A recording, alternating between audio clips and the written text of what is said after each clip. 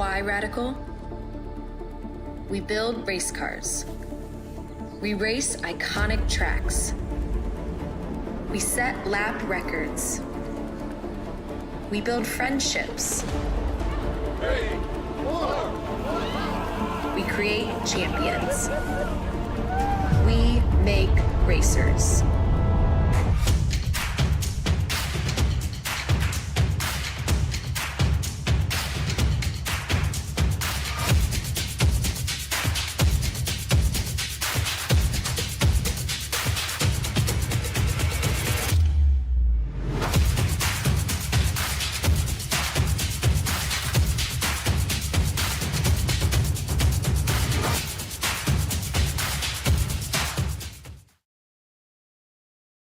Hey there, I'm Nicholas Dubois, co-founder of Advanced Sim Racing.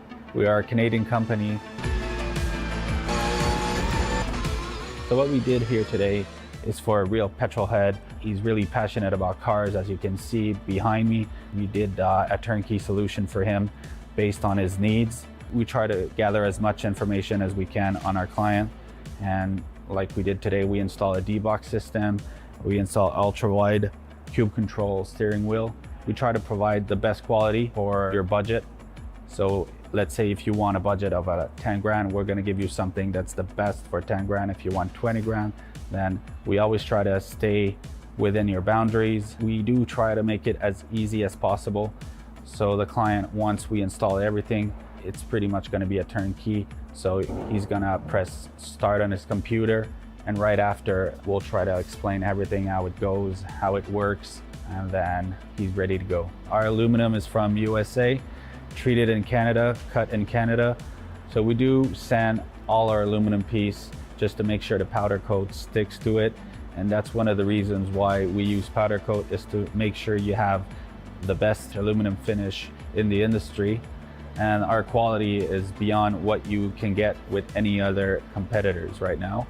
We are really, really passionate about all the gear, all the cockpits, all the sim hardware, and that's why we want to create something that's really gonna reflect our passion into our product. Come visit us at advancedsimracing.com. You can always reach us if you have any questions. You can call us, you can text us, you can go on Facebook, like our page, ask us questions over there, and we'll make sure to answer every questions there is. We are very passionate about what we do, and we try to make it as easier for you to go into the sim racing world, because there's a lot of gear, there's a lot of options, but let us guide you through your process, and let's hope you'll be an Advanced Sim Racing customer.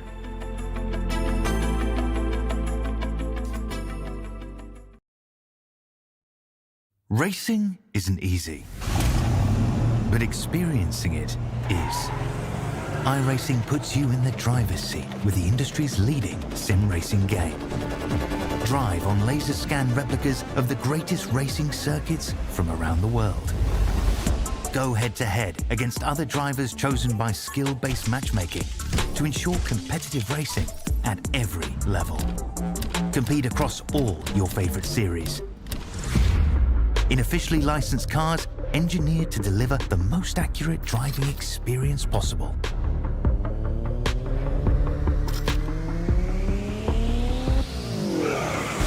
Join a race or host your own with players from across the globe. Race against the computer or in a league with friends. Feel the thrill behind the wheel. Visit iRacing.com.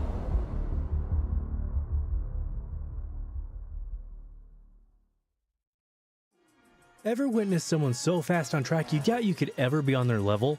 The mission of Advanced Motorsports is to demonstrate that speed is achievable for everyone. With the expertise of some of the best sim drivers in North America, we are set to release free content on social media and comprehensive guides on our website. For those seeking the ultimate experience, our Advanced Motorsport Institute and personalized coaching sessions are the way to go. No matter your level of experience, we invite you to follow us on our social media to learn to be fast.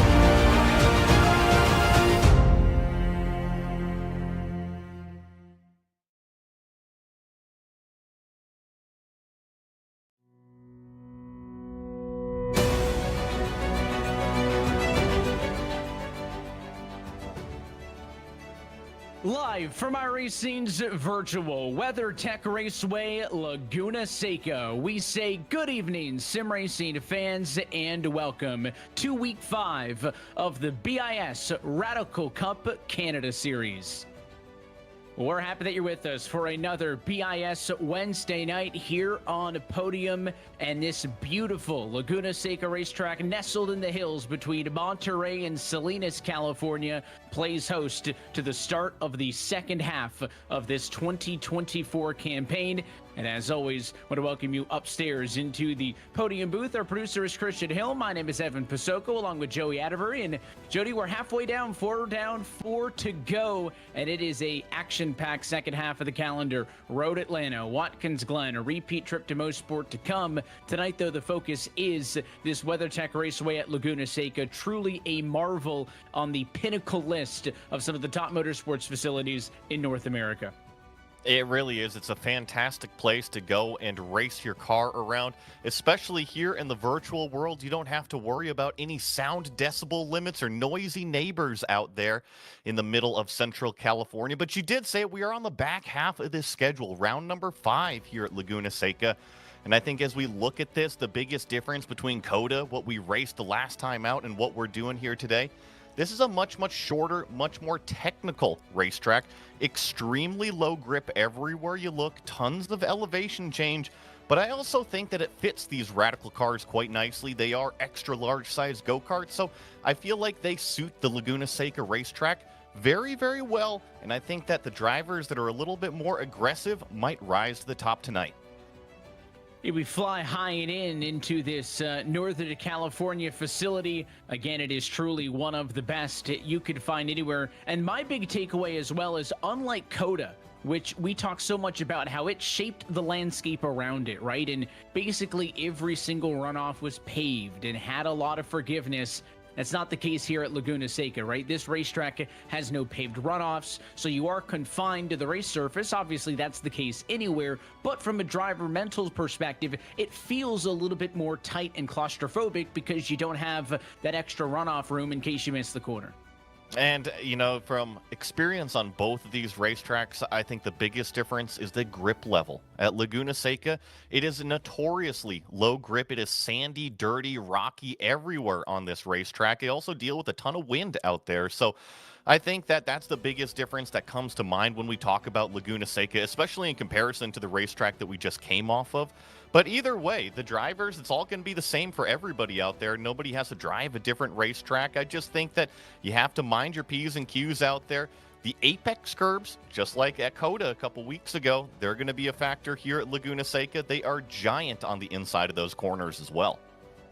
All of those are going to be things that we see over the course of the night. Let's talk more again about these Radical SR10s. You described them as kind of big, beefed up go-karts, and it's exactly what they are. They're 425 brake horsepower, turbocharged, with a 2261cc engine, 6-speed drivetrain with a mid-engine rear-wheel drive placement, 1,600 pounds, clocking in. And again, you can see these in official racing on the iRacing platform in the Radical Racing Challenged Fixed Series. We do have, of course, those two different categories racing as well. We'll be talking about AM points, we'll be talking about pro points, but they're all competing in the same vehicles, so we have to look for those identifiers. If they're highlighted in yellow, they're racing for the Pro Championship. Those red accents will be the AM, and then anybody in green not participating towards the Points Championship in either. It's important to really designate those out there. It's only separated by iRating. Everybody is in the same car, so remember that. There is no different cars out here in tonight's race. It is only different from that iRating. And talking about the action that we are going to see here tonight, we're actually going to be having a couple of different races. The drivers right now, they're qualifying in a 20-minute open session. So everybody's on track at the same time right now, trying to lay down their best qualifying, which will set the grid for race number 1. We get to see two different styles of racing here. Race number 1 is a sprint race. Only 15 minutes. You really got to get those elbows out. Track position is going to be everything. Then we're going to take a real quick pit break. have a 30-minute main feature race, and that is where the bread and butter, where the points are really included there. And I think the big caveat, you have to include that pit stop on that one, Evan. Yeah, that's the big thing, right? You double it up, but that pit stop is going to require clean execution. It's also going to introduce a little bit of strategy that I won't say is lacking from the sprint, but is just not an element of that one. They are very much two different races, and we'll see, of course, when we get to that feature race, that longer 30-minute race as well, you're talking about inverting the top 10 as well, so that as well is going to, I think, make things interesting in terms of who's got really fast cars early is going to be playing catch-up right off of the bat when the bulk of the points are handed out. Well, we're 4 races down and 4 to go, as mentioned, which means that we've already got ourselves a decent points battle shaping up in both the Pro and the AM categories. You can see the Pro Championship on the left-hand side of your screen. Alex Ellis holds a 24-point advantage over Suelio Almeida in second spot, with Austin Billwain, Kevin Norris, and Andrew Hardiman through the top 5, but it is even closer in both the AM and the Team Championship, Joey. Timothy Salvatore over there, he is leading that by the narrowest of margins, 3 points over Zach Buchanan. So incredibly close up there in that AMS championship. Then you have Diego Zuccarelli, who's really been making a name for himself in terms of that speed, sitting there third place, 25 points back. I think these 3 are going to be the main players. There's also several other contenders, Nick Horvath, Michael Broomhead, all inside of the top 5, but they have some work cut out for them if they want to go chase that top spot. And no shock either that with Salvatore leading the championship on the AM side of things, and you see Mark Harris in the top 10 on the Pro side, that it is that Race Sim Canada team leading the overall team's championship. That one close as well. You mentioned Evolve Sim Sport right there as well. In Trace Britannia iSports in third. So not only, again, are we talking about Pro Championship and the AM Championship, but they are also competing for a combined team championship as well. And we'll see as we get through round 5 and then 6 and 7 soon, we're going to start knocking names off that list in terms of who is in contention to fight for the championship here in this series. Of course, tonight's broadcast not made possible without the support of all of our presenting sponsors and FEL Motorsports. One of them, of course, Radical Canada East, the biggest one. Are you a racer looking to get into one of these thrilling machines? Because you have several opportunities available for you. It could be a test day, a race weekend, or go all in. Purchase a car and join the series. You can contact Robert Burgess for more information on that. You can get in touch with him at robert@radicalcanada.ca, as well as many other partners over the course of this. EM Zone, Premium Auto Care, a presenting partner of tonight's broadcast coverage. FEL Motorsports, already shouted them out. You can get out more information from them at felmotorsports.com. And last but certainly not least, it is Advanced Sim Racing and Advanced Motorsports. Big thanks to all of our partners for making these broadcasts possible. And of course, all of you tuning in at home, if you want to get in on track and participate in one of these races on a Wednesday evening, scan the QR code on your screen now, get in on the BiS Discord server, and find out more information on how you can start your journey in the Formula 1600 Championship Series or in this Radical Cup Canada Series by scanning that QR code today. Of course, it's always an acceptable answer to join us here on these podium broadcasts every Wednesday as well. That 20-minute open qualifying session is ticking down into the final 60 seconds. Most of these drivers are probably already locked in their hot lap time. 6 of the top 9 spots occupied by pro drivers. But you can see everybody's still ripping around trying to get those last second times in to improve their starting spot. This is that open session, so yeah, you go all the way until that checkered flag falls, and we've got all of the drivers out there on the racetrack scrapping for that fastest lap time, just like how you would have a standard qualifying session like in an SCCA or a NASA or even in a pro series like IMSA or SRO. Everybody's all out there at the same time trying to go faster and faster as that time winds down. And the clock will strike 0. The sim will give drivers who are finishing their lap time an opportunity to get to the stripe, and then it'll lock things down. Qualifying is done. We are ready for the sprint race here at Laguna Seca. So let's introduce you to your field of drivers and look down trackside at your BiS starting grid. Well, we mentioned his name earlier tonight, but Alex Ellis, your Pro Championship points leader, starts on pole with a 117, 174, and he will be joined on the front row by the 14 machine. That is Ozzy Milwane, who will start in second. Zach Buchanan will get the third spot on the grid tonight alongside the 774 of Caven Norris to the outside of row number 2, who will start in fourth. Diego Zuccarelli with a 117.920 starts fit tonight. He'll be joined by Arnaud Genet on the number 6 spot. That'd be row number 3.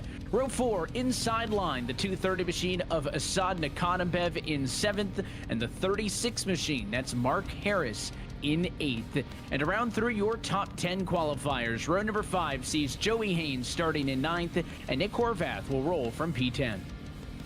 On row number 6, in the 11th spot, we have Timothy Salvatore. Michael Broomhead going to be lined up next to him there in the 12th position. On row number 7, we've got John Benwilid and Curtis James and his number 87 machine. In the 15th spot, we have Richard Wendell's 16th, Mike Dern. Then on row number 9, we've got Kenny Reedman in the number 42 and Cedric Ohayon lined up in the number 9. Then in 19th spot, we have Matthew Howard, and rounding out the top 20 is Dave Peterson in the number 35. And now continuing through the end of the field, Hunter Reeve and Jake Cowden will make up row number 11. They'll start ahead of James Carter and Daniel Zippy Sammet as he starts in 24th position. Clovis Gerard will start tonight from position 25. 26th belongs to Sean Dumel. It is Graham Lobbin in the number 27 position. Matthew Muehlman in 28th. And back on row 15, Phil Amaro, final time with qualifying with a 127.20. Joseph Yang will start based on provisional in 30th. And to make up your field, top to bottom, 30 cars strong as they roll off of the front straightaway and chase down that Porsche iRacing safety car as we are one lap away from the start of this 5th round of the championship. I know we have already talked a little bit about it, but let's kind of dive more again into this beautiful circuit here at Laguna Seca, one of the classic road racing circuits in North America. It's a serpentine ribbon of pavement that winds through these Northern California, Monterey Peninsula. Laguna is the site of some of the most unique corners in motorsports, the corkscrew. There's nothing else like it. It gets approached from a long, fast uphill run, and it is a blind, plunging left-hander that is more akin to a ski slope than a piece of a racetrack, but it is that corner and other elements of this racetrack that has stood the test of time that it makes it such an iconic venue, not only for spectators, but for these drivers as well, who I think are going to have a blast tonight from behind the wheel. Absolutely. Anytime you get to do laps at Laguna Seca, it is a ton of fun as the drivers go up towards turn 6. Out of that turn 5, back onto the old Laguna Seca. Everything from that Andretti hairpin all the way through 3, 4, and even 5 is considered new Laguna Seca from way back when. But this is coming up to that corner that, Evan, you were talking about, the corkscrew, also known as turn number 8. Trust me, it is like a ski slope, like you were saying. You pretty much have to point it at the right treetop right here at the apex. Hopefully you're pointed at the right treetop. Go downhill, and hopefully you come out the other side. But trust me, the downhill doesn't stop there all the way through Rainy Curve down here, turn 9. It still continues through turn 10, through heavy banking down here into a great passing opportunity. And these drivers, they better buckle up those belts real tight because we're about to be going green flag racing. Points on the line. For the first time tonight, it is a 15-minute sprint race on the clock as the iRacing safety car yields, and Alex Ellis will lead the field off of the final corner in turn number 11. Looking for the green flag. We're underway for the sprint race at Laguna Seca. Nice start from Alex Ellis. Gets a good hole shot on the inside. There's Ozzy Milwane still hanging tough. Zach Buchanan looking up the inside. No contact for the first top 10. 3 wide back there for what is 11th place. That was getting squeezed through the middle there. The loser in all of that was Timothy Salvatore. Some more touchy to back there, but for the most part, a pretty clean start, I'd say, for Laguna Seca standards, as your race leader is able to try to single file out early. You can see the advantage for Alex Ellis, and a pretty good battle going on for the number 2 spot, but Buchanan holds on over top of Milwain for the first time. They go uphill, left hand, turn number 6, and then it is the run down that Ray Hall straight towards the corkscrew. It clocks in technically as a 3-corner sector. Small right-hand kink turn 7, then the corkscrew, left-hander turn 8. You exit at a turn 8A, and then you continue through that rhythmic section with a lot of that banking in the downhill that you mentioned. Left-hander, turn number 9, the rainy curve, and then they head off to turn 10. And then down all the way through this little short shoot to turn number 11, the final turn on the racetrack. Got to be careful not to overshoot it, especially here on the first lap with the cold tires. Alex Ellis already up to a half a second lead over over Zach Buchanan, and then Ozzie Milwain giving chase in that 3rd place. Kevin Norris there in 4th place, hot on the heels, kind of the caboose in this 3-car train.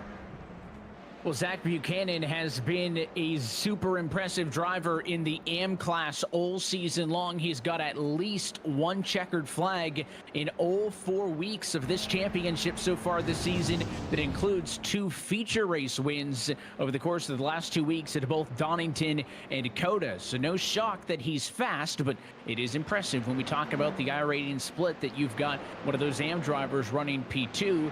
It is pro drivers 1, 3, and 4, and then AM drivers 2, 5, and 6. So it's actually an even split in the top 6 in the running order right now. I think that's a cool point that you bring up there, Evan, and I think that if you asked any one of these drivers, they don't really care about the iRating. Sure, the championship points, they make a difference in where you want to gain those positions, but ultimately, at the end of the day, you are racing every single competitor out there. It doesn't matter if he's a pro or an AM. You both want to collect that checkered flag and that ultimate P1 spot. When you talk about points earned, if Tim Salvatore was in the Pro Championship, his 106 points that have him leading the AM title would have him 2nd overall in the Pro category. So it is still very competitive. And again, those highlighted numbers on the scoring pylon left-hand side of your screen going to let you know all race long who's in the AM Championship in terms of those red numbers, who is in the Pro Championship in terms of the yellow ones. I don't believe anybody running the green tonight for the non-declared category in this 5th race of the championship, having been halfway through. So slowly starting to separate things out. A couple of cars gaining some spots here and there. Asad Nikanovev started 7th. He's up to P5. Nick Horvath started 10th. He's up to P8, but only P8 for a moment. You saw the bright green machine of Joey Haynes a couple of cars back just make that pass on him as they went off into turn number 6. So that'll be a change for position. Yeah, I think what I'm honestly a little bit worried about is Alex Ellis running away from the rest of the field as we focus on the number 5 here. This is Diego Zuccarelli. Now, he's 3rd in that AM points championship, only 25 points back from Timothy Salvatore, currently outscoring him on the racetrack right now. So Diego doing a fantastic job.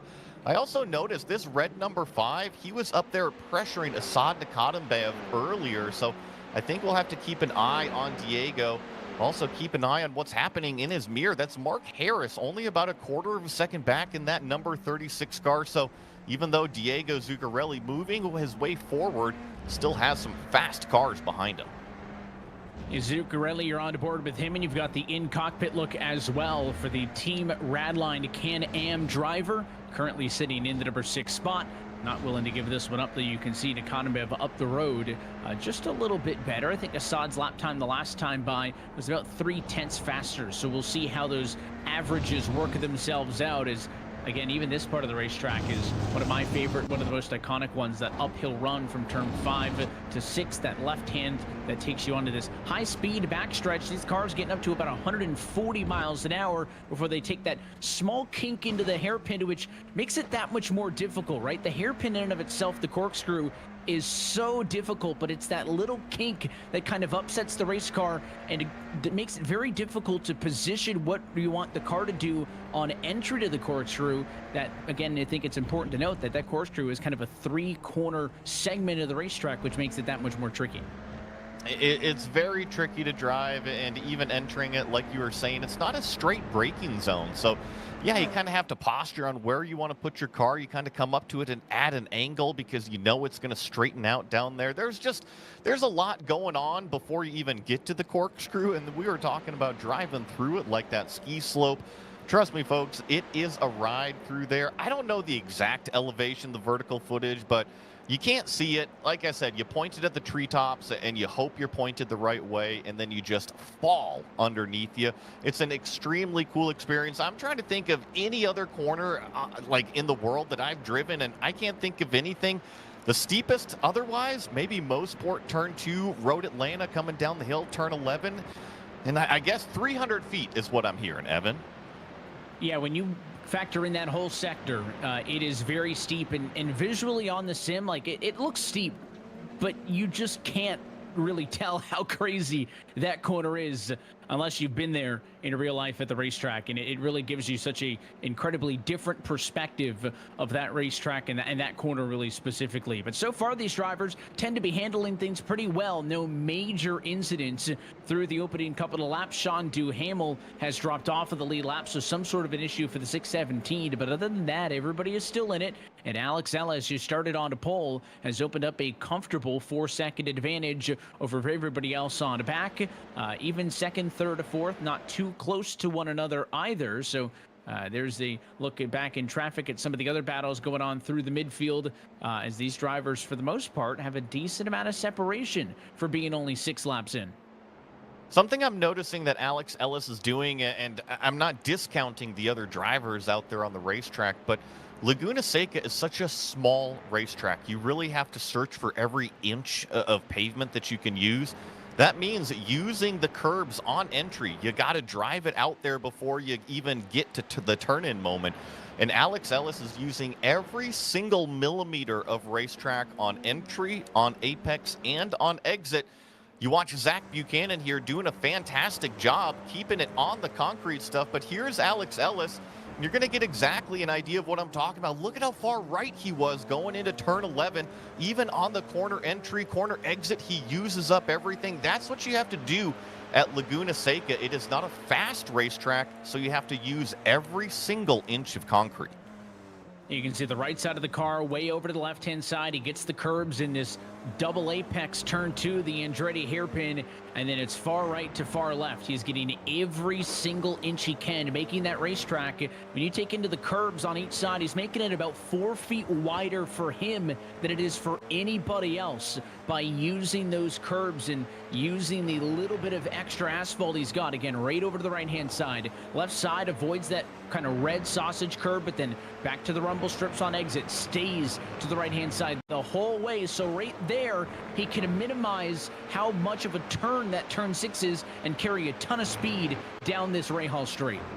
Absolutely. That's exactly what he's doing. Extremely well described there as Alex Ellis continues to just pull away from the entire field. And what we were watching right there comes out to about 3/4 of a second a lap. In fact, that last lap, lap number 7, he put 1 second on the entire field. Almost to the dot. It was a 1:17.275 for Ellis and a 1:18.271 for Buchanan. So almost a full second on a course where, when we compare this to COTA, this 2.24 mile 11 turn circuit is a ton shorter. And that is not an insignificant amount of time that somebody is making up, as we are now past the halfway point in this 15-minute sprint. 5 minutes and change on the clock. That should work out to about 5 laps to go in this race as we jump back to the battle for 8, 9, and 10. Joey Haynes has got it. Tim Salvatore, we've talked a lot about him so far tonight in terms of where he stands in the championship as the AM points leader. Well, he wants to make some headway. He's up 2 spots. He wants more, but Nick Horvath all over the gearbox will not let the 91 car get away. You're right. That second car in line, that's Nick Horvath really all over that rear wing of Timothy Salvatore coming up the hill into this incredibly fast turn 6, and there's problems with Nick Horvath right behind Salvatore, so he doesn't have to worry about the pressure in his mirrors anymore. Thankfully, was able to keep it off of the wall was Nick Horvath, but loses a ton of track position in the process.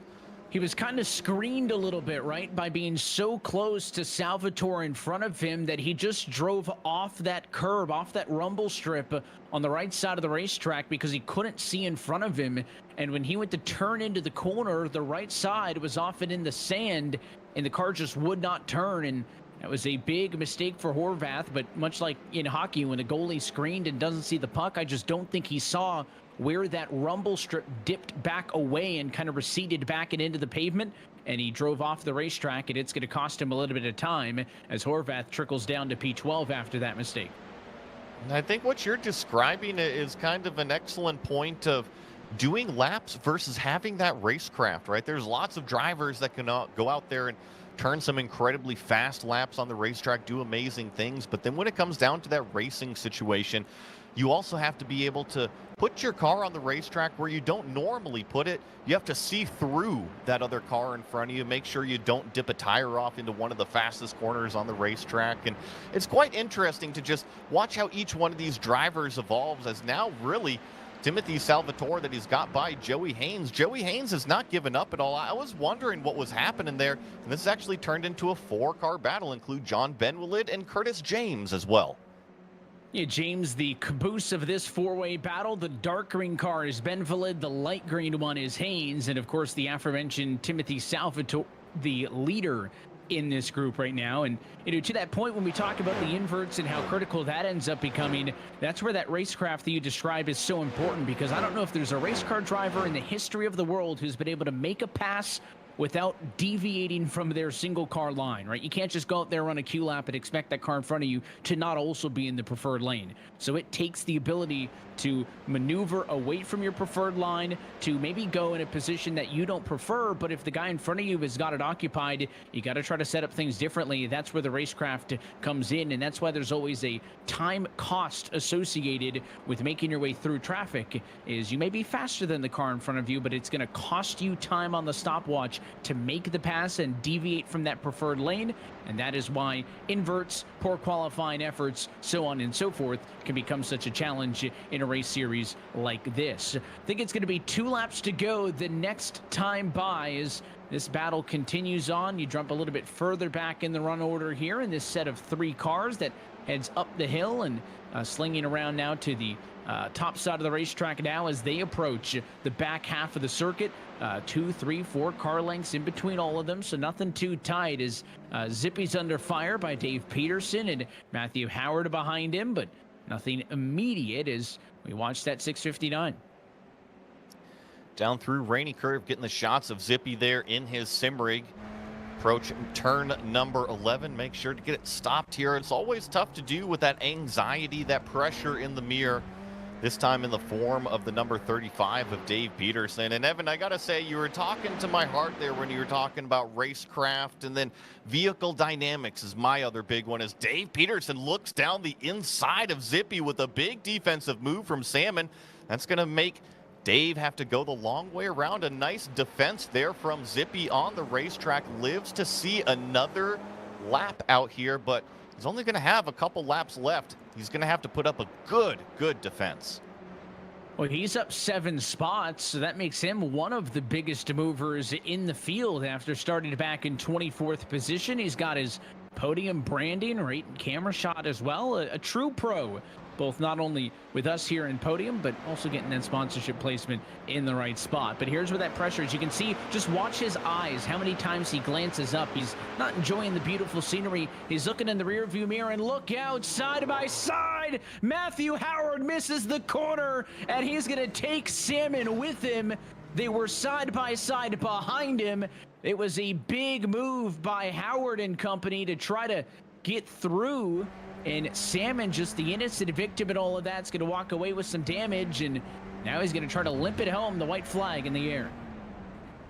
Very unfortunate for Zippy out there on the racetrack, but I can't say that's the first time that I've seen that going into the corkscrew. We were talking about how tricky that corner entry is as we jump up to our leader. Coming up to that exact same spot on the racetrack, he's already taken the white flag. Just got to navigate the corkscrew one more time. No lockups, nice and tidy through there for Alex Ellis. And he'll be happy to know that there's not another car or two for, I think, 2 or 3 corners up the road. So that lap traffic, that positioning, not going to be a factor for the man who has been on a rail so far tonight. Perfect so far, fastest in practice, qualified on pole, and is gonna cruise to the race win in race number 1. Ellis dominates the sprint at Laguna Seca. Just like what we saw at COTA, that number 1 car with the fastest lap, pole position, and just walks away from the rest of the field. Impressive stuff from Alex Ellis. I think the other big one, though, Zach Buchanan finishing 2nd overall. And remember, Zach was only 3 points out of that AM driver championship, so he's doing exactly what he needs to do to claim that top spot over there. It is a big night for Buchanan as well. You mentioned that is his 4th sprint race win in the 5 weeks so far this season. The only one he didn't get was last week when we were talking about a Tim Salvatore M-Class win at COTA. Of course, Zach went on to win the feature to make up for that. But these sprint race wins will net these race winners 12 points as a maximum, so it is still going to be a good points haul. But when we flip the script and get ready for the feature race, you're talking about a max points of 25. So you can't simply be happy with a good night in the sprint and then take what's left in the feature. You really do have to be strong in both. Agreed, and I think that's kind of cool. We mentioned it earlier, the 2 faces to these races that we see out here, and going to take a quick little break here, but we're going to be back with that 30-minute feature, and I can't wait to see really what the strategy plays out with those pit stops too, Evan. Yeah, that's going to be that added element. Twice as long, there's going to be a mandatory pit stop, and on top of that, we're going to be talking about an invert of the top 10. That is going to put drivers like Ellis and like Buchanan in traffic. I talked about that associated time cost, right? What it takes to pass. That is going to be the challenge for those drivers who find themselves in traffic. Let's recap the sprint race, though, and look top to bottom at your full race results. And this one, Alex Ellis gets the victory when it is all said and done, an impressive margin of 8.4 seconds. Back to the AM class winner, Zach Buchanan, and then pro drivers round out the rest of the top 4 with Ozzie Milwane and Caven Norris. Asanda Kadambev ends up in P6, or sorry, 5th, I should say, after starting in 7th position with Diego Zuccarelli in the number 6 spot. Then it is Mark Harris who came home in 7th position, Joey Haynes in P8th, Timothy Salvatore comes home 9th, and John Benvalid rounds out your top 10. Then we have Curtis James back here in the 11th spot. Nick Horvath going to finish in 12th. Kenny Reedman in the 13th position. Michael Broomhead in 14th. Mike Dern here in 15th spot. Then we have Jake Cowden in 16th. Dave Peterson in 17th. Matthew Howard back here in 18th. Cedric O'Hayan in 19th. And Zippy Salmon, after that unfortunate late race incident, will round out in 20th. Yeah, tough for him because he had done so good to climb through the field. He does finish ahead of Clovis Gerard, who comes home in 21st position. Richard Swindles in 22nd. Graham Lobbin in 23rd. Hunter Reeve in 24th. And James Carter in 25th. Didn't hear too much from those cars. It is a tricky end for Arnaud Genet. Started P6, settles for 26th. A tough break for one of your pro cast drivers who ends up way back in the field. He's ahead of Joseph Yang in 27th. Phil Amaro, 28th. Matthew Muehlman, 29th.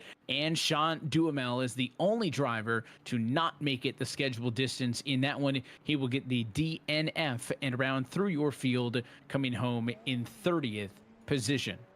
So that's a look top to bottom at your full race results from the sprint race. Take another opportunity to thank all of our presenting partners who make tonight's coverage possible of this 5th race on the BiS Radical Cup Canada Series Championship. A big thanks, as always, to our friends at Radical Canada East. Are you a racer looking to get in one of these thrilling machines for a test day, a race weekend, or purchase a car and join the series? Well, now you can. Contact Robert Burgess. It's Robert at radicalcanada.ca for more information.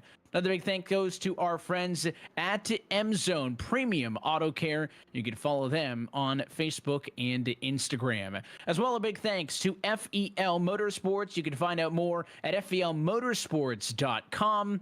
And once and for all, our friends at the Advanced Sim Racing and Advanced Motorsports Group. Big thanks to, again, all of our presenting sponsors for making the BIS Radical Cup Canada Wednesdays on Podium possible.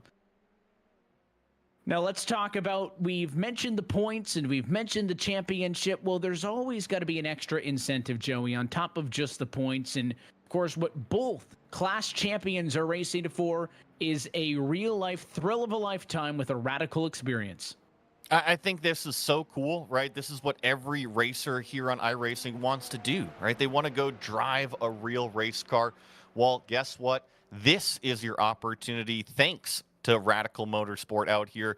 The thrill of a lifetime experience, a genuine Radical race car courtesy of Robert Burgess of Radical Canada. So if you win that Pro Championship, if you win that AM Championship, you get to go drive one of these huge sports racer beasts, feel what it's like going from the sim of iRacing to actually gripping that steering wheel, turning on that master switch and flipping on the ignition, feeling the rumbles, getting those gear shifts and getting all of the smells of the racetrack. That is what all 30 of these drivers are fighting for here at Laguna Seca, and all of these, I believe, 10 rounds here. Yeah, it is on the line for every single competitor. My favorite bit is that it is not just for the pro category, right? You'll notice there's a lot more red out there on the field, just based, again, on iRating and how they've been separated into those two classes, but it goes to both champions, and I think that's my favorite part as well.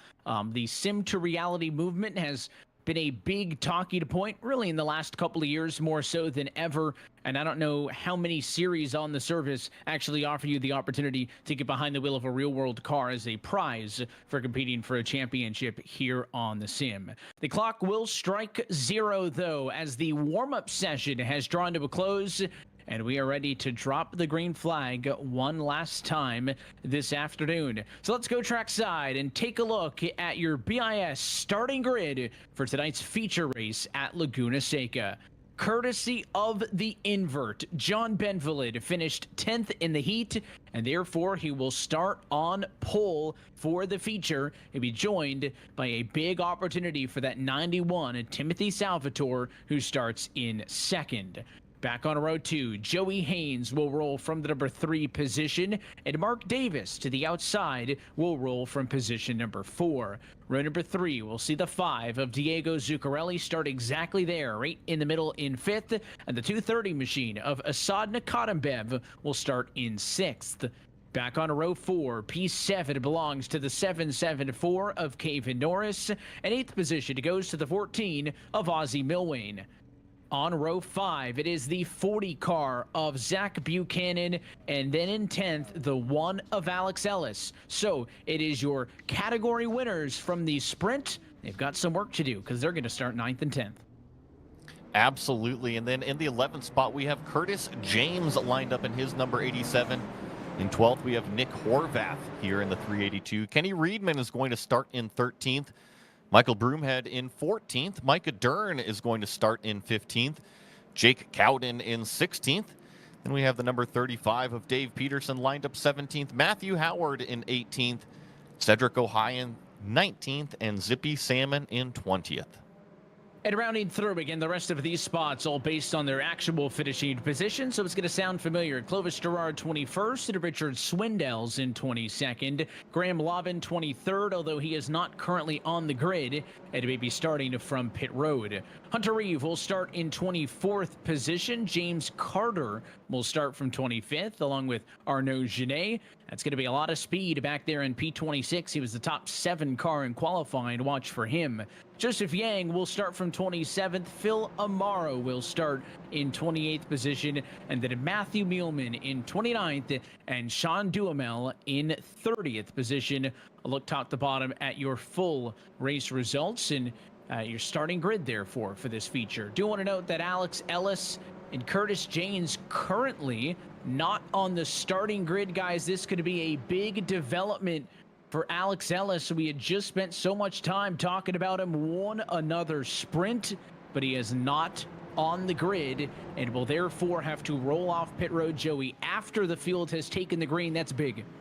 I'm kind of smiling over here, smirking a little bit. I think this is all Alex Ellis's plan. You know, there's always the last to first challenge.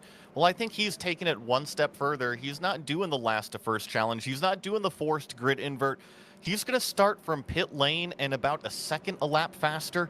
We're going to see if he can go through the field in 30 minutes. He does not have to worry about Suelio Almeida, second in the championship, not competing here tonight. So there is certainly a bit of a gap, but it is still a bold move nonetheless for the man who was the fastest in town in the sprint race. Let's go racing at Laguna Seca. It's the Week 5 feature.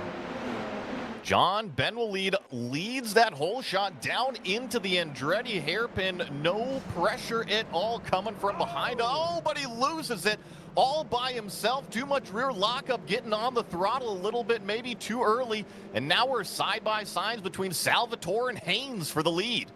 I don't know if he got a little bit of that red curb on the left or if he just overdrove it, trying to get exactly what you mentioned, that was a good entry and no challenge, but he lost it all on his own.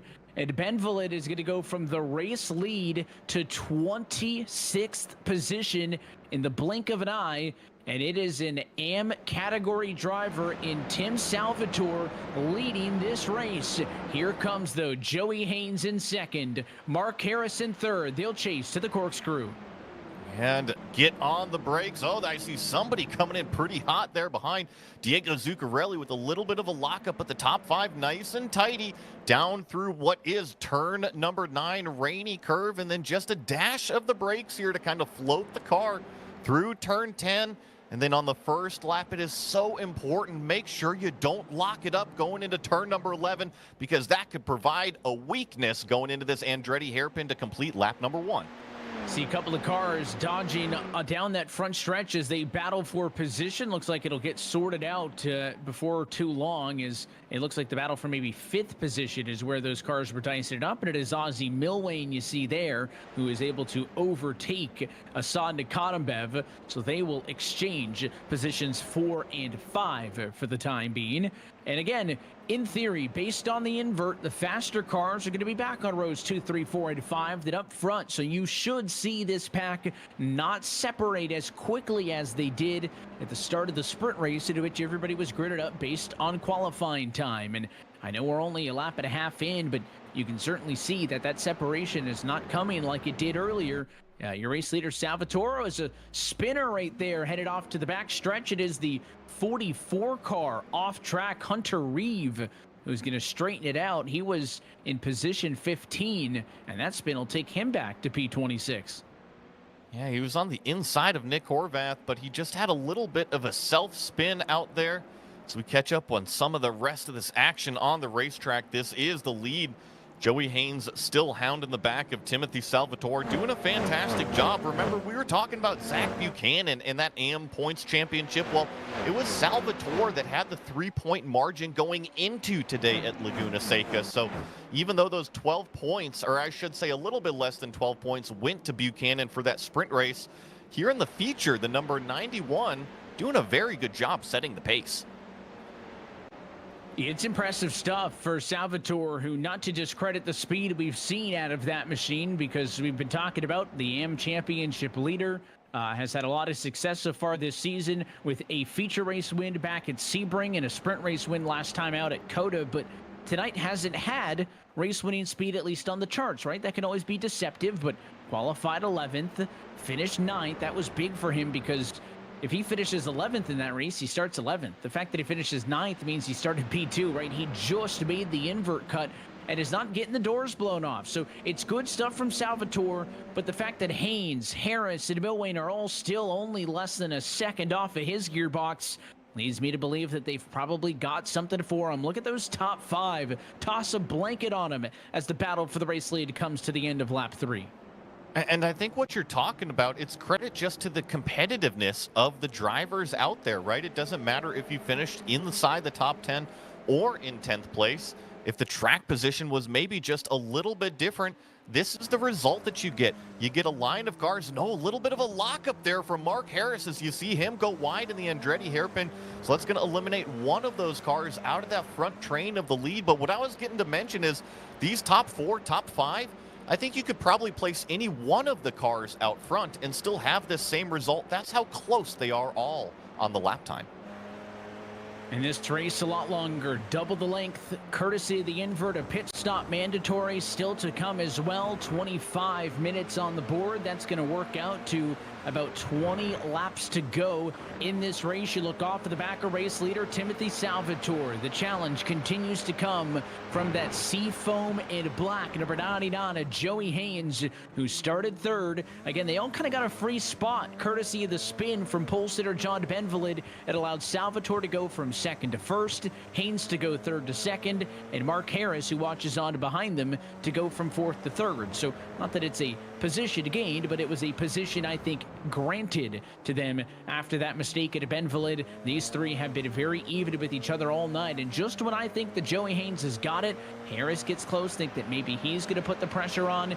This draft down the front stretch certainly going to increase that closing rate in the run down to the first corners, but not enough for Joey Haynes to make a move. And if you're Salvatore, you want Haynes to experience the same amount of pressure from Milwain that you're experiencing from him. You can't let Joey get locked in on you. You need to hope that that car behind is at minimum being enough of a distraction to get him to glance up into the rearview mirror to try to make sure he's not leaving the door open. And in a perfect world, is actually fighting him for P2 to give you an opportunity to build up some sort of a gap. I think the best way to do that, really, if you're that red number 91, is turn off your black box, turn off your relative focus on the laps in front of you, and don't make any mistakes. But here we go.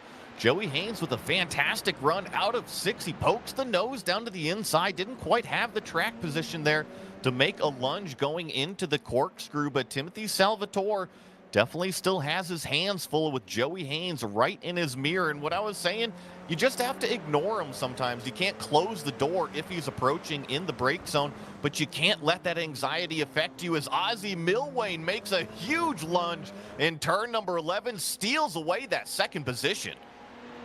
It was a big time move as Ozzie Milwain takes it. Does Joey Haynes have a response? No, it's going to be a challenge for third. Nikodemev tries to squeeze under, but is not able to get the inside positioning. I thought surely that was going to end poorly, but Haynes saw him at the last minute, gave him just enough room. And that defensive maneuver from Joey Haynes means that he didn't even get to try that counterattack on Milwain because he had to go into defense mode to block the attack from Hassan Nikodemev. And now we'll see Haynes had several laps sitting unobstructed between himself and the race leader Timothy Salvatore. Now that Ozzie Milwain is in second position, what can the 14 car do with it? It's really interesting. As soon as one move is made on the racetrack, it kind of condenses everything up behind him, compresses all of the action into one spot. And I tell you what, if you are off of the racing line, you better check your mirrors because you got a bunch of hungry drivers right there looking to lurch at any sort of opportunity. You see right here, that's Kevin Norris, Diego Zuccarelli, and Zach Buchanan all lined up. These are all drivers here inside of the top 7, and you look at the big picture inside of the top 7, if any one of these drivers starts to fight, or if they make a mistake like we've seen from Mark Harris or some of the other drivers that have gone locked up into Andretti hairpin, you can lose a ton of positions.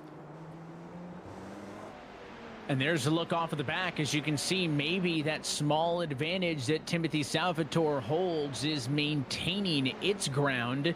That next closest battle, probably that one there at the tail end. Zuccarelli and Buchanan, as you say, doing battle for 6 and 7 on the racetrack. But even they are only about 3 seconds off of the race leaders in this one. So again, that great migration, if you will, of those fast cars back through the top 10, I think is one of the most engaging and dynamic parts of this race format. It is. And I think one of the cool parts about it, Evan, is a lot of these drivers, they have the capability to win the race, but sometimes the track position isn't always there. Well, guess what? Now they've got that opportunity, and it's up to them to really kind of fine-tune their skills. You're going to see a lot of these drivers, they haven't been in this position before. They might make a mistake or two, but it's all about that learning process. And guess what? The only way you get better is if you're up here at the front making those experiences. It's the only way to do it is seat time, and it is 1/3 distance through this feature. 10 minutes gone, 20 still to go on the stopwatch.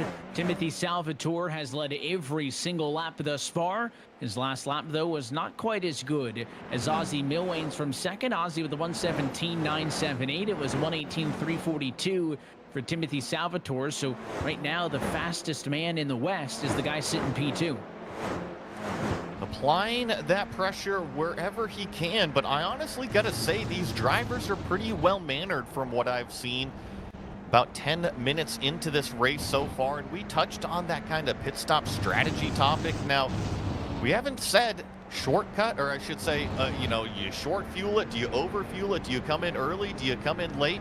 I know basically at 15 minutes to go is the halfway point, so you can make it from there, but I wouldn't be surprised if some of these drivers that feel like they're getting held up a little bit, maybe they might pit a lap early.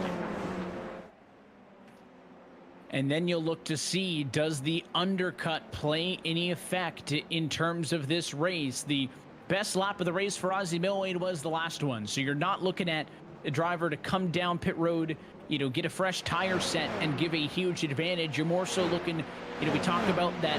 It's not really a phrase, but I've just kind of coined it tonight, right? It's that net time lost, that disadvantage by trying to make a pass. Is every lap you run when you're in a pack is out of nowhere. Timothy Salvatore with a terrible exit off of turn number 2, and the race leader is now Ozzie Milwane. It was just the slightest of slides. In fact, very similar to the one that happened to John Benvalid on lap 1 of this race. Salvatore did a good job of catching that car, but not in time to get back in front. And Ozzie Milwane has picked up both of those spots tonight with ease. Let's see what Timothy Salvatore is going to respond with. Now, this is some of the most challenging moments as a racing driver. You've been out front for 10 plus minutes. You felt like you had everything in control, and then a small self mistake there loses that top spot. Are we going to see Ozzie Milwane capitalize, which he is right now, already 1.2 seconds ahead of that number 91 car? So I wonder, maybe was it some overheated tires? Did Timothy Salvatore maybe use up a little of the car too early and Ozzie Milwane has saved it? I don't know. It's kind of playing out right now.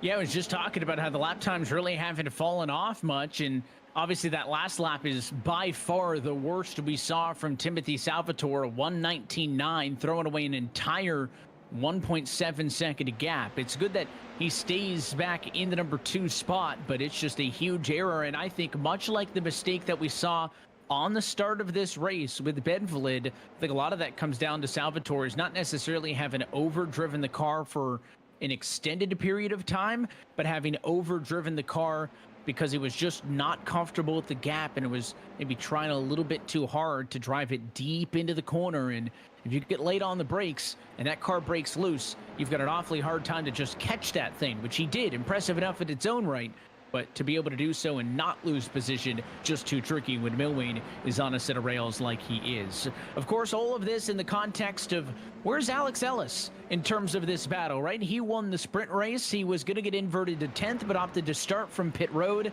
Well, he is driven all the way up from a de facto P30 starting spot to 13th on the racetrack. But positions aren't the biggest thing. What the big takeaway is gap. And that's what we need to talk about. Alex Ellis is 11.2 seconds off of the race leader. And with about 12 or 13 laps to go, he's going to have to be 1 second faster than Ozzie Milwane every single lap if he wants to get there. So let's do the math. Milwane, a 1:18.590 last lap. It was a 1:17.382 for Alex Ellis. If he can maintain that same interval, he can get to Milwane. But every car that he passes is going to cost him time, Joey. So when he makes these passes and catches these cars, he really needs to make sure he gets the passes done without hesitation. Oh, well, and I think the other thing that's playing into his hands right now is look at how much clean air he's got. He just set down a 1:17.3. That is the fastest lap of tonight's race. So he is on fire out there, about 10 seconds back from the lead. And like you were saying, he needs to make up about a second a lap. I'm looking at about 15 minutes remaining. He can still make time on this pit stop. Remember, you can make seconds of time on the in-lap and the out-lap if you've practiced that pit road entry and exit. I think this might be one for the record books. I think by my math, Evan, he should catch the front of the field. If he's going to take it or not, that's a different question. That is the key, is we are now officially going to be halfway home this time by, so the bank is open. Who wants to come down and to get that one mandatory stop out of the way? We've already seen some cars in the midfield. Zach Buchanan, Jake Cowden, Clovis Gerard, and Hunter Reeve come down and get that mandatory pit stop out of the way. We have yet to see any of these top 5 cars do it as you go on board with the Assad Nikhanabeb chasing down the 774 of Kevin Norris. Would not be surprised if a lot of them come this next time, as looks like Nick Horvath is also on pit road. I think the easiest strategy to employ is, hey, you've made it halfway. That means you can make it to the end if you come now and fill the dang thing all the way up with fuel. But here in the sim in iRacing, there's quite a performance advantage if you really run that car all the way dry on fuel. Remember, weight is fuel, okay? If you have extra fuel in the car, that's just extra weight that you're lugging around. A lot of these competitors, they will run that thing to the very, very last ounce to get that lap time out of the car. Surprised that it is another lap in which they stay out, although Diego Zuccarelli is in. That'll be a top 6 car who's down pit road. You can see some of the slow cars exiting the pit lane. That access road goes all the way down through the insides of not only the first turn on that front stretch, but the Andretti hairpin as well. There's a lot of time to be lost and gained in terms of executing that pit road exit as well. But we did see Zuccarelli. I thought there would be more. Joseph Yang, Cedric O'Hayan down pit road also. Ozzie Milwain still doing what he can to pad the stats and try to pull away from Timothy Salvatore. I really like the racing that we're seeing out on the racetrack right now as we approach turn number 6, go up the hill here. Salvatore still holding off Joey Haynes, and like you were saying, Evan, neither one of these cars has made their pit stop yet as they approach the corkscrew dive down through here. Seems like Salvatore has kind of got the car back underneath him. That doesn't mean that Joey Haynes has given up in his attack. Closer than ever as they come through turn number 10. Let's see if either one of them dive down off on a pit road. Yes, Salvatore goes down. Haynes stays out on the racetrack. So Haynes stays out. Oh, and a spin. Salvatore loses it on pit road as well. And he is going to get in the way slightly there of Alex Ellis, who has to slow down. That may cost Ellis some time in the grand scheme of things. He did get passed by Nikhanabeb and Harris as well. And look at this. Now they're going to drag race into the box. And fortunately, do not make contact on the left-hand side of that yellow line. So a second glaring mistake for Timothy Salvatore in this feature race. And just really unfortunate as you see the other 3 cars already get released and out of pit road. So Alex Ellis still chasing Assad Nikhanabeb, as well as a couple others. I see Diego Zuccarelli already in the Andretti hairpin. So now I feel is really when this race for Alex Ellis is going to be on. Assad Nikhanabeb all over the back of Mark Harris right in front of him. But this is the first time that Alex Ellis has to deal with some traffic that's got some pace. And now we wait on those final couple of cars with those mandatory pit stops to come down pit road and complete it. Milwade will duck out from the race lead, so he is down pit road for service. Looks like so is Matthew Muehlman from the tail end of the lead lap. Joey Haynes is in from the number 2 spot. I love when all the lights get in sync when they get down to the pit road section of the racetrack as well. Norris, Genet. I think that just about does it. I'm still waiting on, looks like Reedman, Broomhead, and then Carter in the midfield. But other than that, that's just about a button on all of the pit stops. Evan, can you imagine the synchronization between all of these drivers on the radio to get those headlights flashing at the same time? Impressive stuff, man. Yeah, it's hard to think that they can be that coordinated and call out when to start their lights, and yeah, real talented stuff. I've seen flyovers, but is it as impressive as coordinating the headlights on pit road? Nobody knows. They're going to navigate an admittedly tricky pit road exit that I talked about. Nobody's had too many issues with that so far tonight. And now that most of these race leaders have been able to blend it back out and onto the racetrack, Ozzie Milwane is still the race leader. P2 right now is Michael Broomhead. Broomhead, though, still to come down pit road. And in fact, he is the only car who is not pitted, so that will cycle Zach Buchanan back to second. And Milwane, I think, is the winner in all of this because he gains time. His advantage, once Broomhead gets out of the way, is going to be 2 seconds back to P2. So that's a little bit of a gain on the time compared to, I think, the 1.6 or 1.7 that it was sitting at before the stop. Agreed, and I got to say that Buchanan did a good job as well, you know, because he was the earliest to come down pit road, so he made kind of that undercut work for himself in that number 40 car out there. Michael Broomhead sitting in second place, still has to come down pit road. This blue car here, wouldn't doubt to see him come down pit road right now as he is doing in that 00 machine. Just keep it nice and tidy here on pit road entry.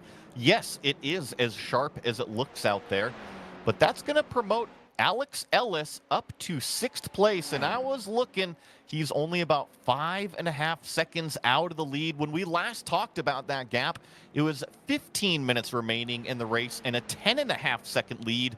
So by my math, he's still well on his way. The math is mathing currently, and that's good if you're Alex Ellis, despite maybe the little bit of time that was lost onto pit road checking up for the spinning car in front of him.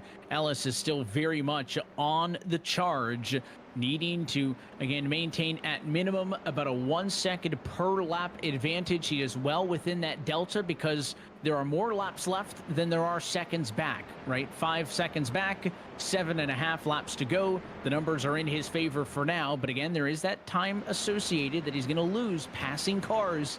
So if I'm Ozzie Milwane, I'm really hoping that Zuccarelli, Norris, Haynes, Buchanan to make things difficult on the one car, because I could really use somebody to slow his progress down a little bit.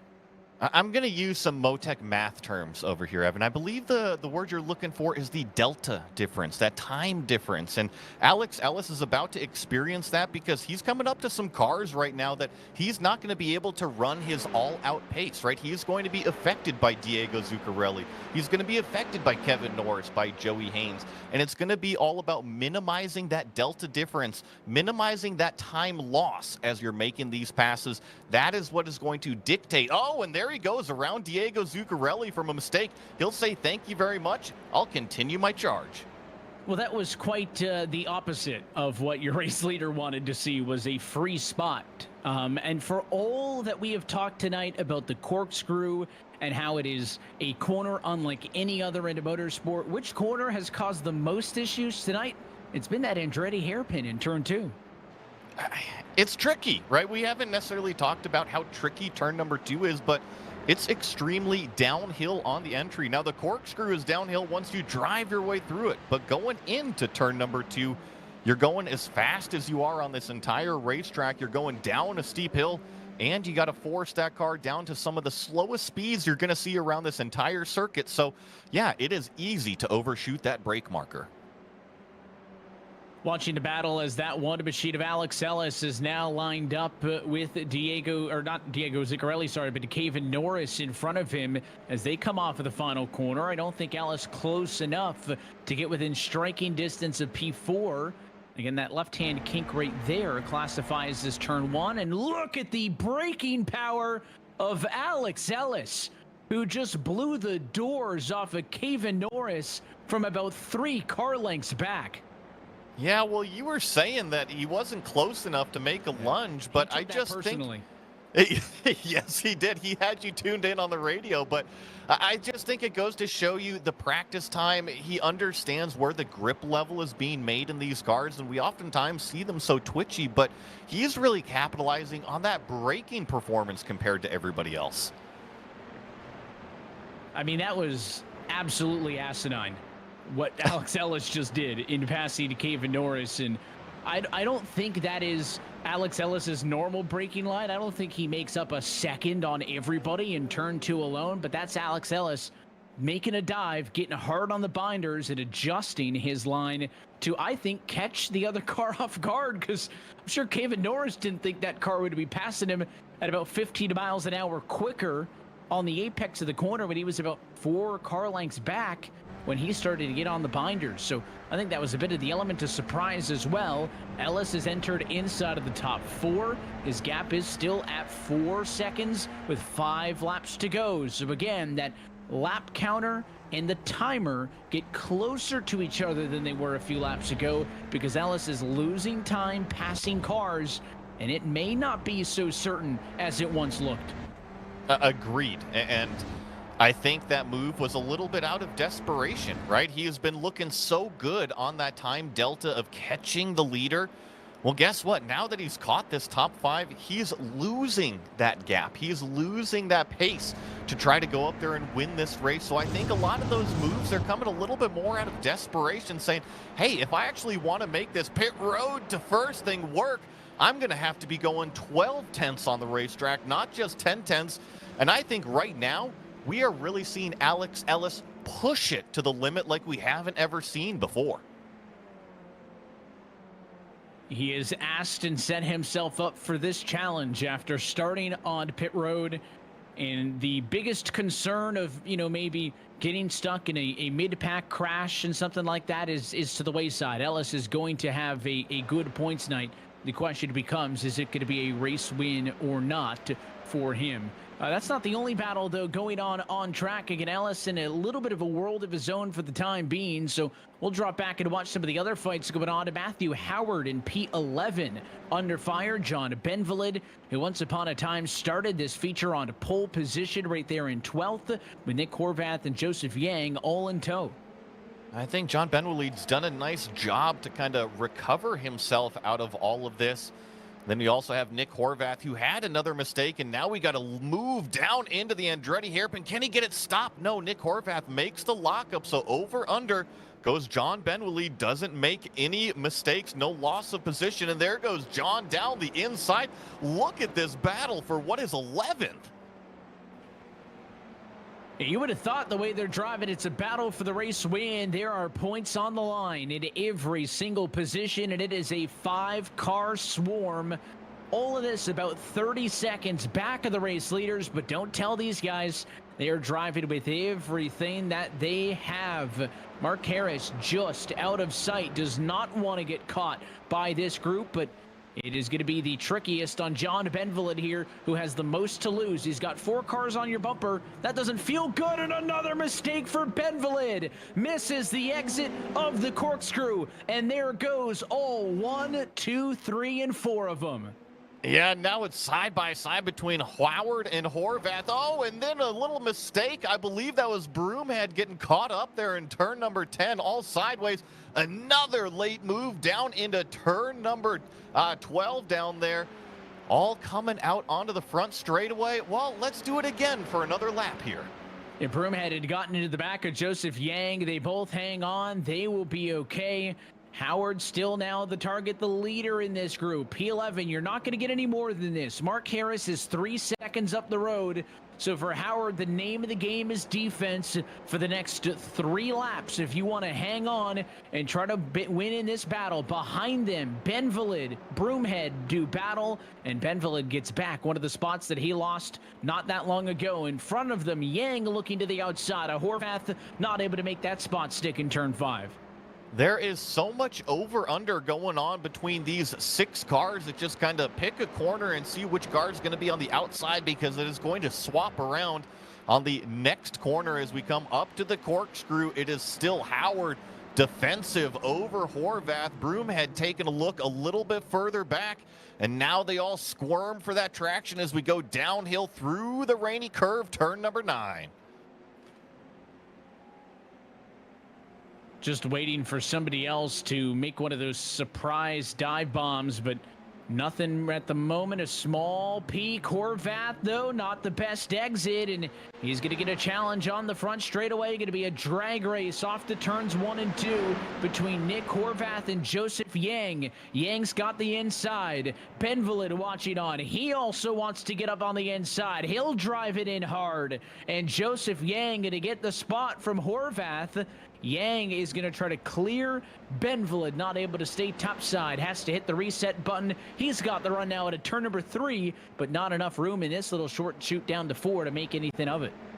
Yeah, but Joseph Yang actually gets tripped up just a little bit coming out of turn number 4 there. That's going to open the door. Look at the send from Horvath. Can he keep it on the racetrack? Yes, he does, but here comes another over-under. This is what I was talking about. These drivers, it just seems that when they get off of the racing line, the next one behind takes advantage.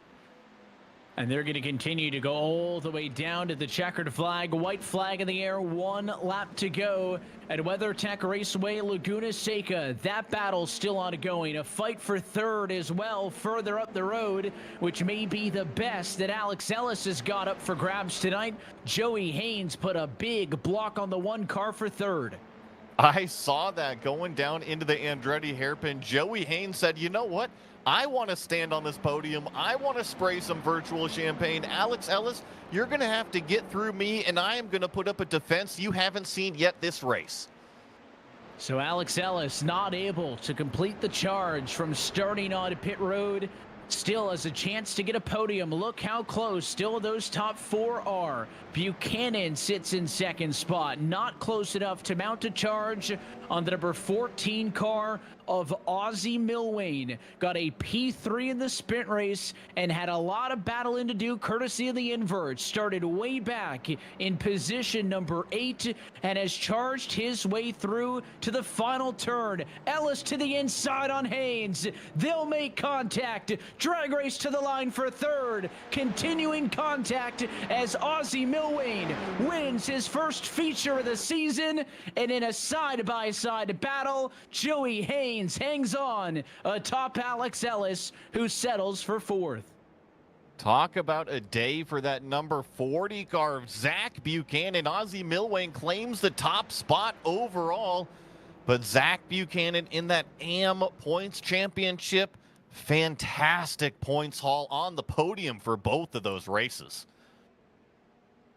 What a battle in terms of this group right here who just crosses that finish line now. That battle from 11th position on back all the way down to the stripe. Alex Ellis added a little bit of seasoning to this race as well with his charge to the field.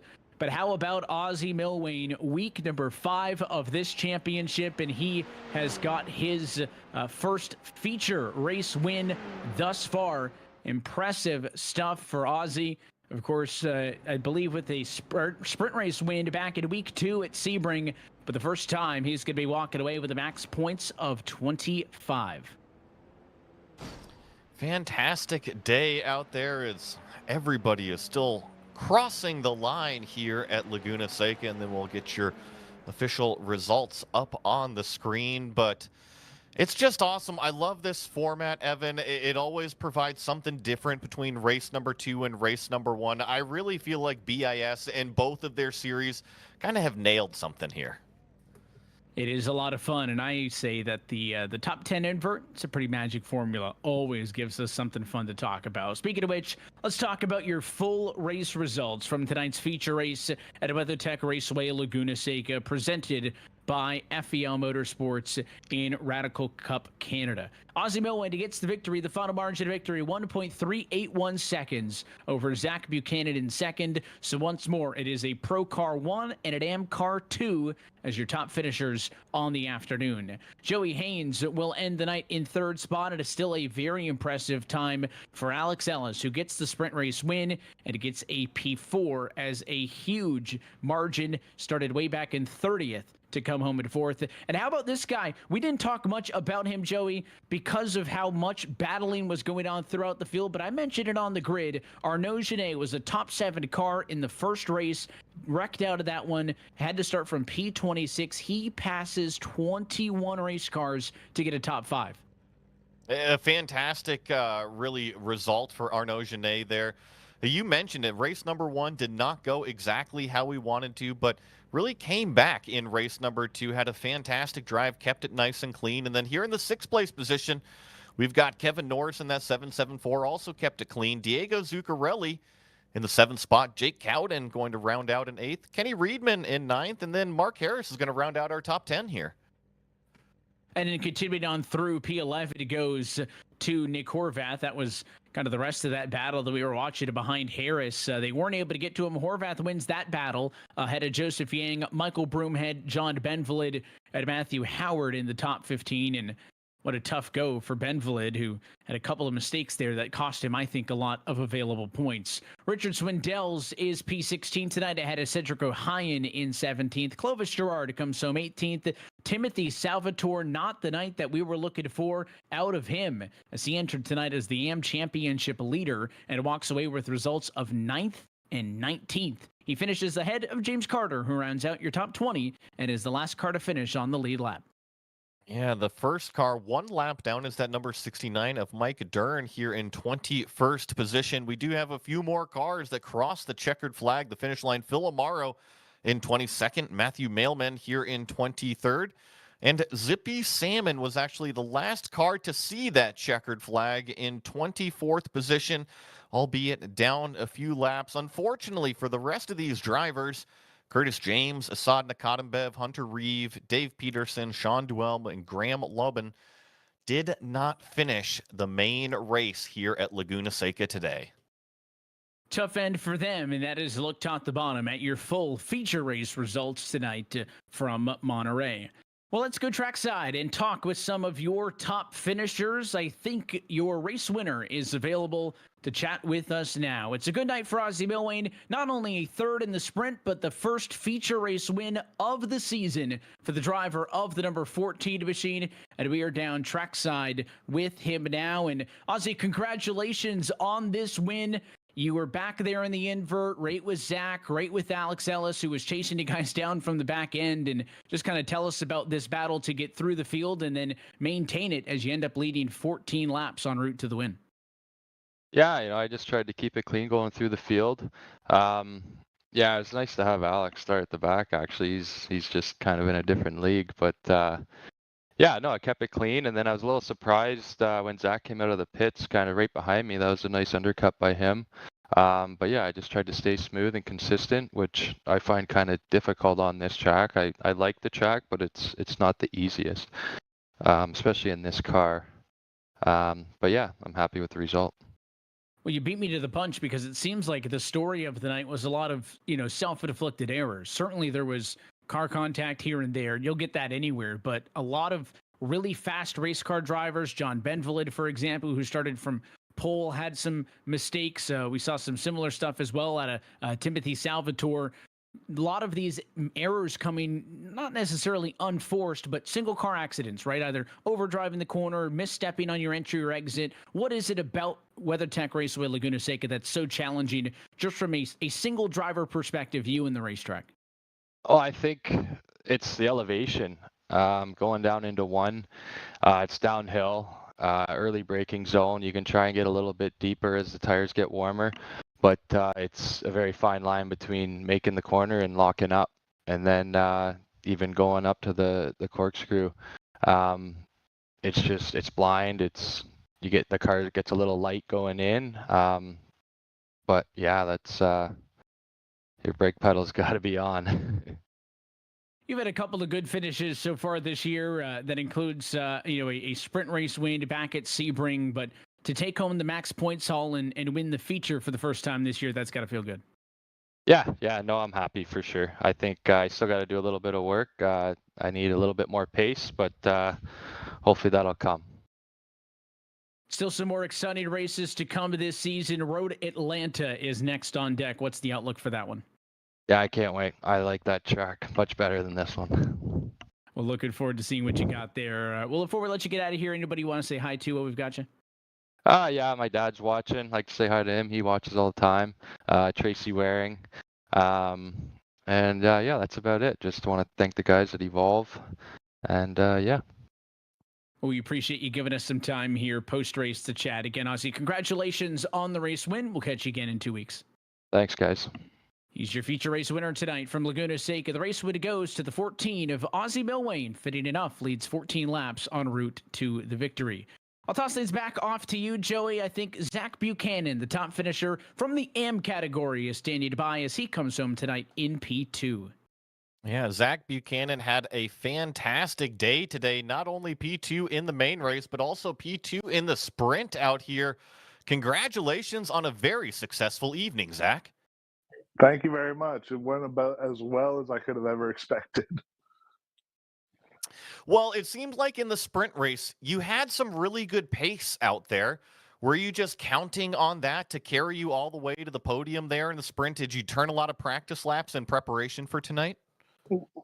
That's the thing. I did not. I didn't have the time. And this track has historically been one of my worst, consistency and pace wise. So I surprised myself by qualifying that far up front. And yeah, for once at this track, I hit my marks, and that's what really counted in the end. Well, it worked in race number one. And then I noticed in race number two, you were held up behind quite a train involved in a huge battle. And you got to pay off your strategist pretty good because you were the earliest car to come down, and then you exited in P2 when all those cycles were complete. Were you planning on that big of a jump in that pit stop cycle? I didn't know what to expect. I am not very risky with strategy anymore. It's burned me a lot of times in the NASCAR leagues I used to run. But yeah, like tonight was impossible to pass on track, and that train was just holding me up. So I think on lap 8 or so, I decided I'm going to pit at the end of lap 10. That should give me enough fuel to go to the end and see where it goes from there. And yeah, like I I I expected to jump a couple spots, but I didn't expect to jump all the way up there. So yeah, it definitely paid off tonight. Well, if you are the strategist over there, buy yourself a cheeseburger and a milkshake tonight because you did an excellent job on that one, picking up a handful of spots.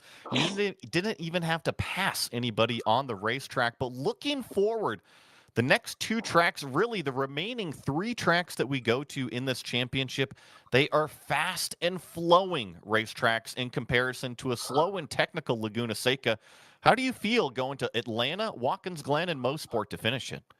So I mean, Atlanta's always been one I've always been not great at either. But I mean, this is I did say that about Laguna Seca, and look where I ended up. So I'm just gonna I'll say that calling a track one of my worst ones is a good luck charm at this point. um, so hope to do well there. Watkins Glen, I'm pretty comfortable at, and most sport. I mean, yeah, I was quick there earlier this season, but races didn't go my way. So I'm hoping I could get a good heap of points there this season.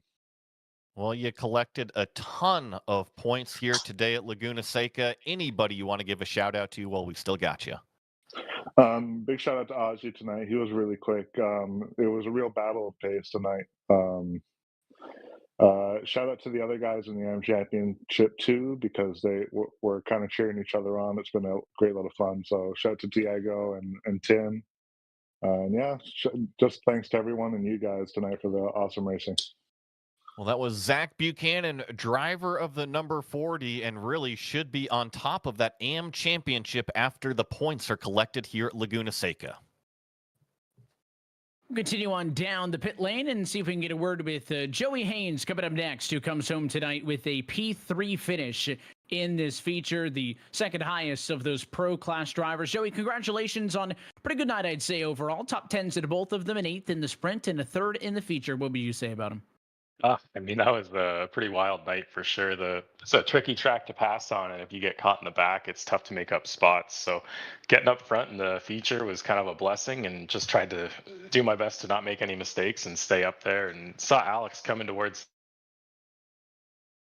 the end and knew I was in for a fight, but that was a lot of fun. We were watching him march through the field, and we're kind of keeping track on when/if he was going to get to the front, and you were able to hold him off in those final couple of laps when we talk about the difference between the sprint and then the feature, obviously you're not getting a ton of tire fall off. Most everybody just getting that mandatory pit stop out of the way and not taking tires or anything like that. How differently do you have to approach those two races?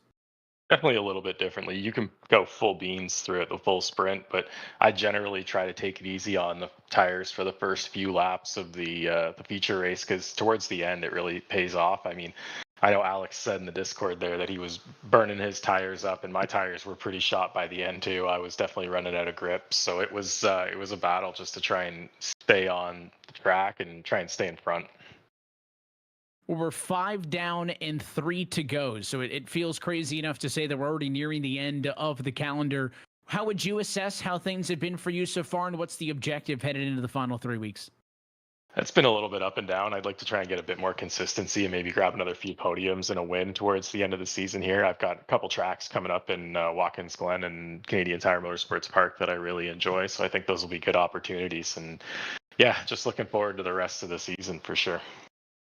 We look forward to watching the show that you guys put on for those as well. Before we let you get out of here, sponsors, shout outs, all those good folks. Who makes it happen for you?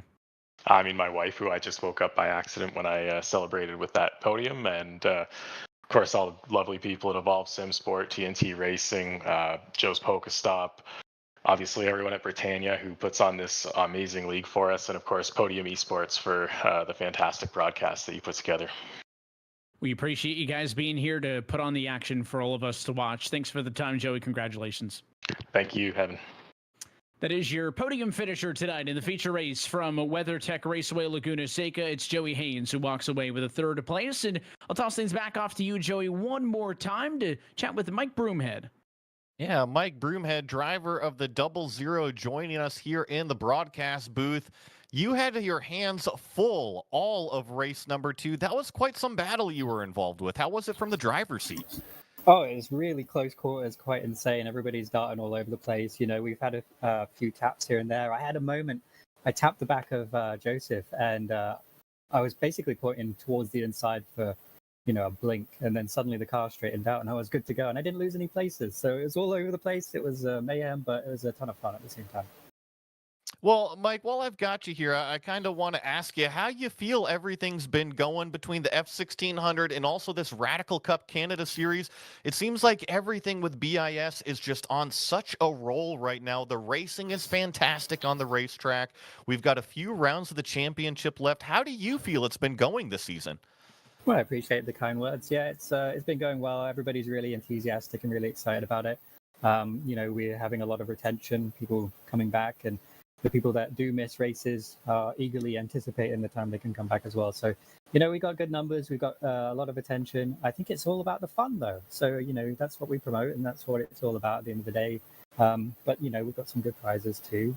But, it's honestly, it's just building and building. And, if we can enjoy ourselves at the same time, then we're all the better for it. It is all about the fun at the end of the day. We're all here to race, and we're all here to hang out and have fun and ultimately try to collect those checkered flags. And while I've still got you here, is there anybody that you want to give a shout out to? Yeah, actually, I mean, obviously everybody that raced here was fantastic racing. We were very clean the first lap, so it was great. I do want to mention, actually, anybody listening, anybody who saw the QR code, pop into our Discord. We've got a race next week, 1 week from now. F1600 is open. It's non-championship. It's Bathurst. Same format, 3 races. Just anybody who wants to come, join the Discord, and you'll see the information there. But thanks, guys. We'll see you next week. And the QR code is on the screen right now for everybody that's watching. Scan that QR code, and like Mike was saying, you can come and join in on the action. That was Mike Broomhead, driver of the 00, out here tonight at Laguna Seca. What a big thanks to Mike and the rest of our podium finishers for giving us a little bit of time to chat post-race in this one. And another exciting race. So many storylines, the battle for the lead, the monster that apparently Laguna Seca is when you've got these go-karts ripping around there as you describe these radicals, and a lot of fun throughout the sprint, through the feature as well, and some big shakeups possibly in that championship with some of the top hitters either not competing or having a poor night. I like to look at the big Bob Ross landscape, the big picture of it all, and what I saw, Zach Buchanan taking a hold of things in that AM Points Championship tonight. 2 podium finishes and really 2 AM wins when you consider it. A fantastic night for that driver. Also, Alex Ellis tried to climb a new mountain that we haven't seen him climb yet. Didn't quite reach the peak of that. Maybe we'll see him climb that mountain in the remaining 3 rounds. It's really interesting to see his speed and really how fast he can go out there on the racetrack. And it'll be interesting to see this championship really kind of come to a close out of these final 3 races. The points championship closer than it ever has been. Yeah, it is. It's going to be fun. Alex Ellis had swept both of these races the last 2 weeks at Donington and Coda. Tried to add a little bit of spice to it. Road Atlanta specifically, though, going to be the next track up, or the next track, I should say, up on the calendar in a couple of weeks' time on February the 21st. It seems to remind me a little bit more of this Laguna Seca than maybe some of the other tracks on the circuit. High speed, kind of blind corners, not forgiving. And based on those ingredients, could it be just as exciting as this one? Well, you look at Road Atlanta, you look at Watkins Glen, and really Mosport, and you look at some of the endurance racing that it's produced in the real world. You look at 3 of the finest North American racetracks, and that's what we're going to close it out on. And you're right, Road Atlanta does have a few similarities there, but I think the big glaring difference between these final 3 rounds is that top speed that's going to be on the racetrack. We are going to be hauling the mail on those 3 final rounds. It is going to be a lot of fun, and we hope that you join us for all of those. Of course, our coverage is not possible without all of our partners who make these broadcasts able to come to you, and first and foremost with our friends at Radical Canada East. Are you looking to get into one of these thrilling machines for a test day, a race weekend, or purchase a car and join the series? Well, now you can. Contact Robert Burgess at robert@radicalcanada.ca for more information on that, as well as EM Zone. M Zone Auto Care offers premium quality products for the maintenance, care, and cleaning of cars, trucks, boats, and other vehicles and equipment. You can learn more on them at mzone.ca. As well, a big thanks to our friends at FEL Motorsports. FEL Motorsports has over 3 decades of experience in executing premium automotive events for top-tier manufacturers across Canada and the United States. Learn more with them at felmotorsports.com. And last but certainly not least, our friends at Advanced Motorsports at Advanced Sim Racing. Founded in 2020, Advanced Sim Racing is the fastest growing racing simulation and chassis manufacturer and digital motorsports equipment retailer in the marketplace. You can learn more about them at advancedsimracing.com. Until next time, though, that'll be it for us here tonight from Laguna Seca. Remind you to take heed of what Mike said, scan the QR code, and come join us. We've got a whole lot more action, including these radicals. There's Formula 1600 action and so much more on a BIS Wednesday night. And step 1 to being a part of it is scanning the QR code on your screen now. But until then, that is it for us here tonight. On behalf of our entire team at Podium, for our producer Christian Hill, for Joey Atterbury, and to myself, Evan Pasoko. I want to thank you for tuning in, and congratulations to all your race winners tonight. And a big one goes to Ozzie Milwayne for his first feature race win of the season. We're back in a couple of weeks' time. That's Wednesday, February the 21st at iRacing's virtual Road Atlanta. That race and every race of the BIS Radical Cup Canada Series can be found exclusively right here on Podium. Until next time, good night from Monterey.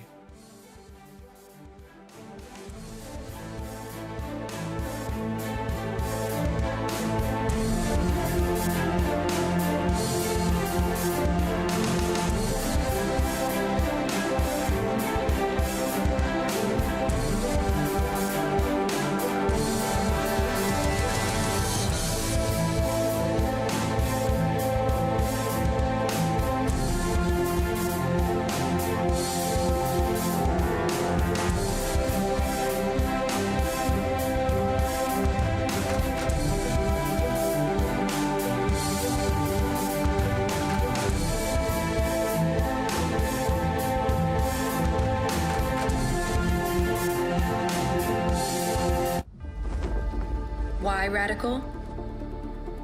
We build race cars. We race iconic tracks. We set lap records. We build friendships. We create champions. We make racers.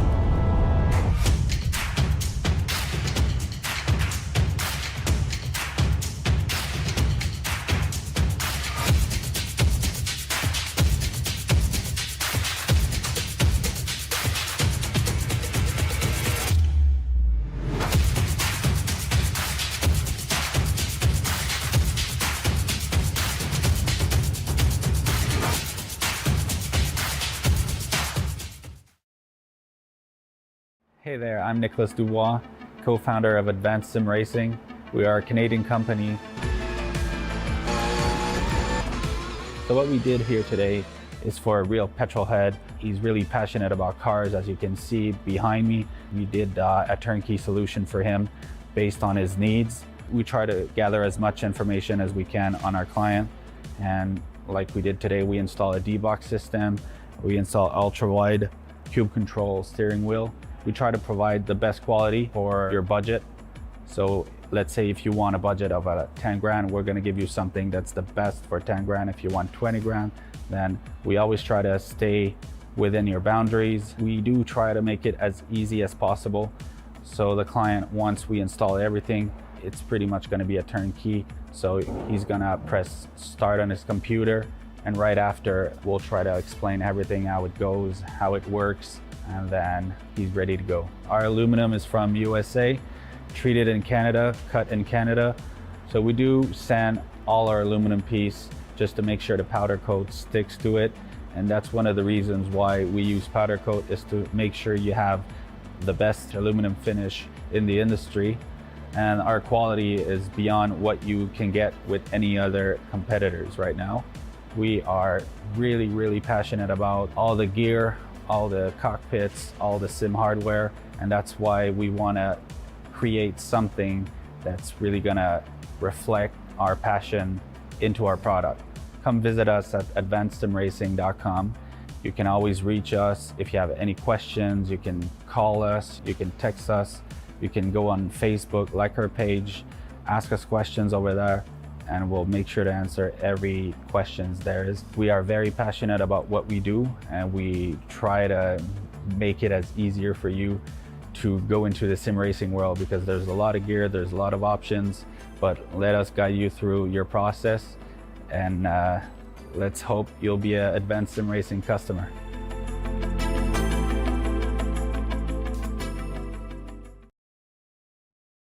Racing isn't easy, but experiencing it is. iRacing puts you in the driver's seat with the industry's leading sim racing game. Drive on laser scan replicas of the greatest racing circuits from around the world. Go head to head against other drivers chosen by skill-based matchmaking to ensure competitive racing at every level. Compete across all your favorite series. In officially licensed cars, engineered to deliver the most accurate driving experience possible.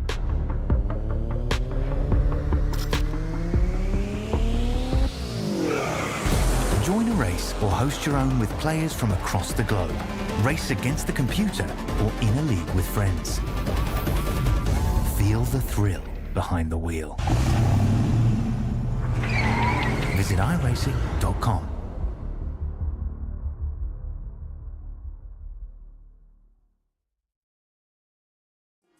Ever witnessed someone so fast on track you doubt you could ever be on their level? The mission of Advanced Motorsports is to demonstrate the speed is achievable for everyone. With the expertise of some of the best sim drivers in North America, we are set to release free content on social media and comprehensive guides on our website. For those seeking the ultimate experience, our Advanced Motorsport Institute and personalized coaching sessions are the way to go. No matter your level of experience, we invite you to follow us on our social media to learn to be fast, fast.